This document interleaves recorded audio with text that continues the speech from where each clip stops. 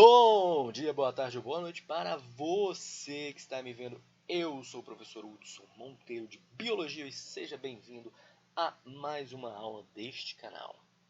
Pessoas, este vídeo ele complementa o material sobre metabolismo, então eu vou deixar aqui em cima já a playlist sobre metabolismo, que eu já falei das outras formas de metabolismo e conceitos relativos a metabolismo. Na aula de hoje falaremos sobre respiração anaeróbica, então fermentação, por exemplo, e quimiossíntese. Tá? São dois conceitos que a gente trabalha rapidinho quando está falando de metabolismo, mas vira e mexe pode cair numa prova, pode cair uma questão, pode... E fora que é importante você aprender isso também, beleza? Já deixa seu joinha aí, porque você sabe que essa aula vai ser boa, afinal de contas você não estaria aqui se não fosse sabendo disso. Ou, se você não sabe ainda, deixa seu joinha guardado, no final você julga se realmente merece esse joinha ou não, beleza? Sem mais delongas, vamos então para a nossa aula. Bom, pessoal, seguinte. Então a gente está falando de respiração anaeróbica. Muitas espécies de bactéria não usam oxigênio, não fazem a respiração celular. Né? Característica de ser da vida não é todo ser vivo que consegue usar oxigênio. Beleza? Aí a gente tem os metabolismos que não utilizam o oxigênio, que a gente chama de respiração anaeróbica.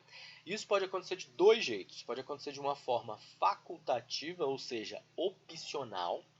Basicamente, tem oxigênio, eu uso, não tem oxigênio, tudo bem, eu tenho essa outra via metabólica aqui. E você tem aqueles que são anaeróbicos obrigatórios, eles não toleram oxigênio de forma alguma. Se tiver oxigênio, pode até me matar. Né? Então a gente caracteriza entre os anaeróbicos obrigatórios, então obrigatoriamente eles não conseguem usar oxigênio, e os facultativos, eles podem escolher, se tiver oxigênio, eles usam. Né? Então você tem, por exemplo, leveduras, né, que são fungos microscópicos, unicelulares, que são facultativos, se tiver eles usam, se não tiver eles não usam. Você tem alguns animais, né, moluscos, anelídeos, que também podem, em algumas condições, não utilizar o oxigênio. Tá? A gente tem algumas células específicas dentro do nosso corpo que também conseguem se virar um pouquinho aí sem oxigênio. Tudo isso a gente chama de anaeróbio facultativo. Tá? Obrigatório, então como a gente tinha falado, é se eu não consigo tolerar o oxigênio. Okay? E aí tem duas vias metabólicas que a gente tem aqui para representar justamente esse conceito.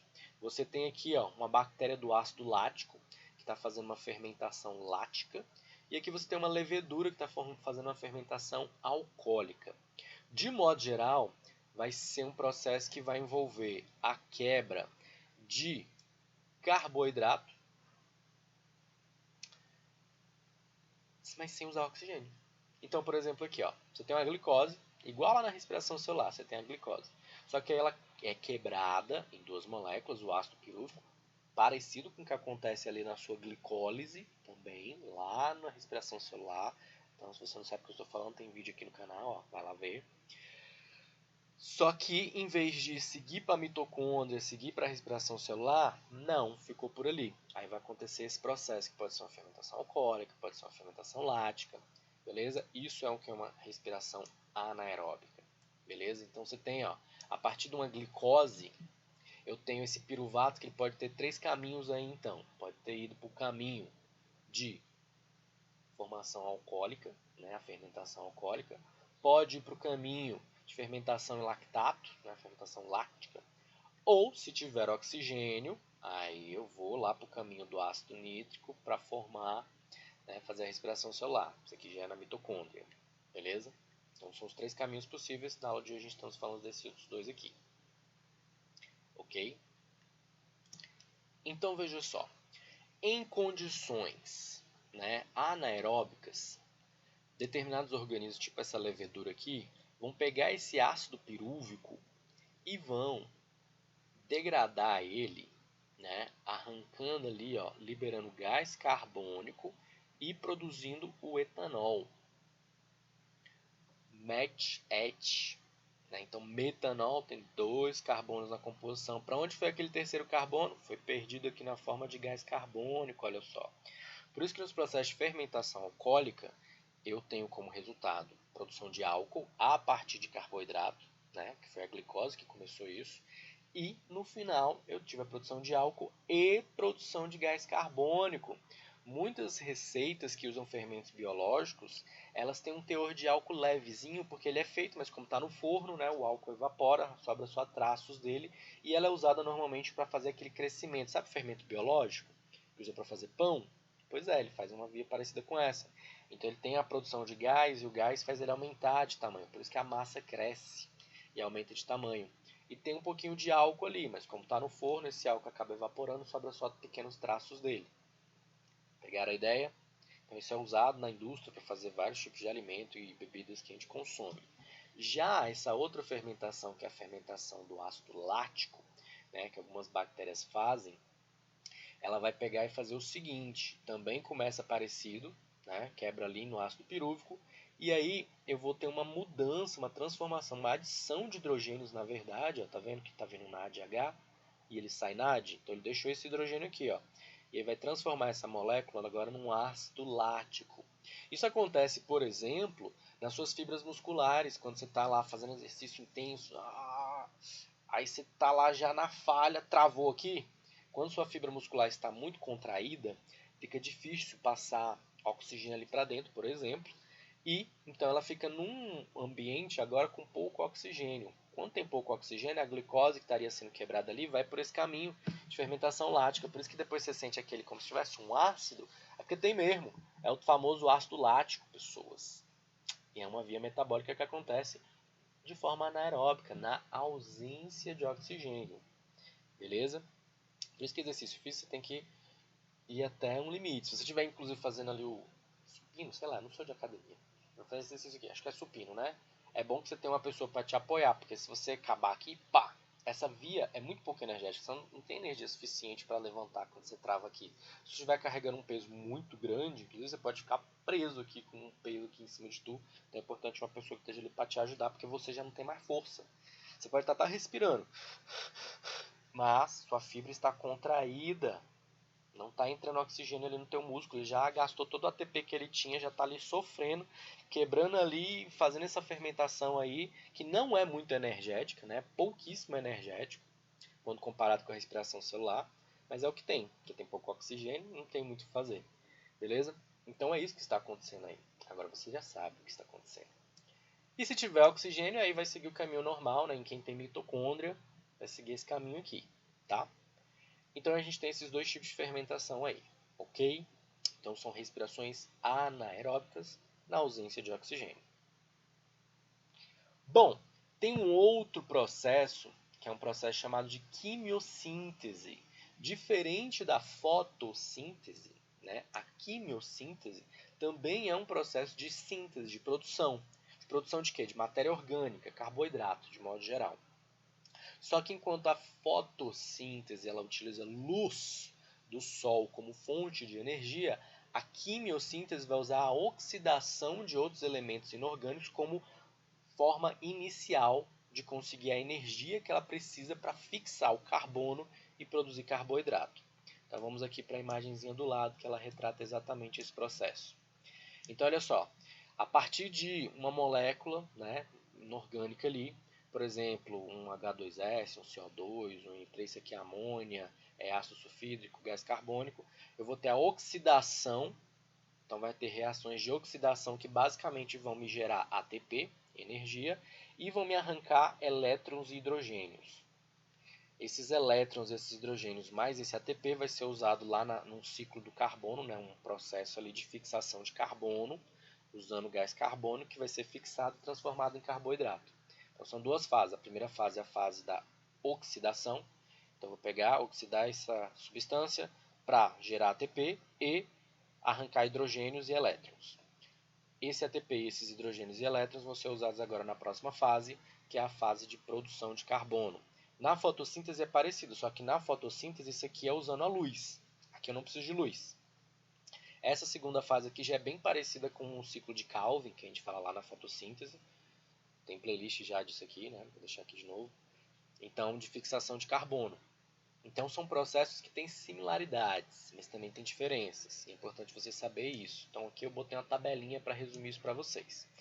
Os dois são processos de produção de matéria orgânica, beleza? Enquanto que na fotossíntese eu uso a energia luminosa como fonte inicial, na quimiossíntese eu uso a oxidação para me gerar essa energia. Nesse daqui, o doador inicial de elétrons e prótons, né, hidrogênios, é a água. Tudo começa ali na fotossíntese com a quebra da molécula de água. Aqui na quimiossíntese vai ser pelos compostos inorgânicos que foram reduzidos, que foram oxidados. Beleza? A fase inicial vai ser a redução da molécula transportadora de elétrons. Na fotossíntese vai ser a água, aqui esses compostos, e transformar ADP, né, o difosfato, em trifosfato.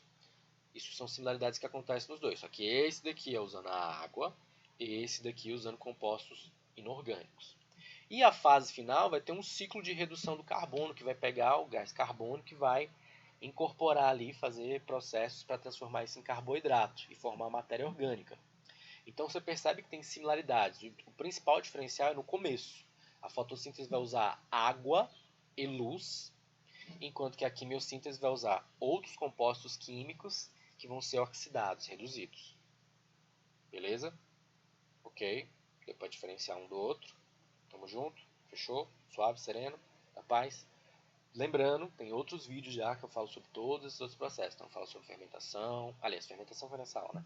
Eu falo sobre fotossíntese, eu falo sobre respiração celular e tem mais uma aula que é introdutória de metabolismo. Confere lá, tá? Bom, seguindo nossa vida então, mais um esquema comparativo de fotossíntese com quimiossíntese. Então tá aqui, ó. De modo geral, a fotossíntese como um todo, tá? Ela vai pegar gás carbônico e água, energia do sol e produzir matéria orgânica. Na quimiossíntese, eu vou pegar algum composto, mais oxigênio, por exemplo, para fazer a oxidação dele e vou ter ele reduzido, né, na forma, e aí eu vou ter energia química. Posteriormente, eu vou usar essa energia química para fazer esse ciclo do carbono e gerar o meu carboidrato. Beleza? Então tá aí a tabelinha, tá um esquema comparativo. E aí quem são os seres que fazem isso? Você tem principalmente bactérias, né? Você tem, por exemplo, essas ferrobactérias aqui, né, que elas usam carbonato de ferro como elemento que elas vão fazer a oxidação para arrancar elétrons e gerar energia química. Você tem as nitrobactérias, que participam inclusive do ciclo do nitrogênio, né, que elas vão pegar ali amônia e vão reduzir em nitrito e depois reduzir em nitrato. Né? Você tem sulfobactérias, né, que vão pegar o gás sulfídrico como fonte. Então você tem diversos mecanismos, aí, diversos vias metabólicas que micro-organismos têm. Geralmente quem faz quimiossíntese é micro-organismo, tá? Geralmente não, acho que são só micro-organismos. Não vou ser generalista aqui, na verdade. Geralmente é micro-organismo. Pode ser que sejam só todos eles, mas na biologia sempre tem um depende, sempre tem né, alguém que foge. Então, vou ser bem generalista. Micro-organismos de modo geral fazem isso, especialmente bactérias e as arqueias, que não são bactérias, né, elas estão num domínio da vida separado, tem lá os 3 domínios. Você tem o domínio arqueia, domínio bactéria e domínio eucária. Então as arqueias têm um domínio só para elas. E as bactérias também, porque são células diferentes. As arqueias, inclusive, têm mais similaridades com a nossa célula eucariótica do que com as bactérias, mas ambas são procariontes. Enfim, teremos uma aula sobre classificação e diversidade da vida também. Bom, pessoas, então acho que ficou claro, né, a diferença da quimiossíntese para a fotossíntese, dois processos que geram matéria orgânica, só que o início é que é diferente. Ok? Falamos também sobre a fermentação, então fechamos, respira fundo aí, ó. Acabamos o nosso conteúdo de metabolismo. Então a playlist de metabolismo já está completa, com esse vídeo fica completa. E fechamos nossa playlist de metabolismo. Espero que este conteúdo tenha sido útil para você de alguma forma. Se você gostou desse conteúdo, deixe o seu joinha aqui embaixo para eu entender que você curtiu. Divulgue para outras pessoas que talvez apreciem esse conteúdo também, ou que estejam precisando estudar, revisar, seja o que for. Se inscreve no canal se você não for inscrito e ajude a divulgar se você achar que eu mereço. Se você acha que eu não mereço, não precisa não. Beleza? A gente se vê na próxima. Tchau, tchau.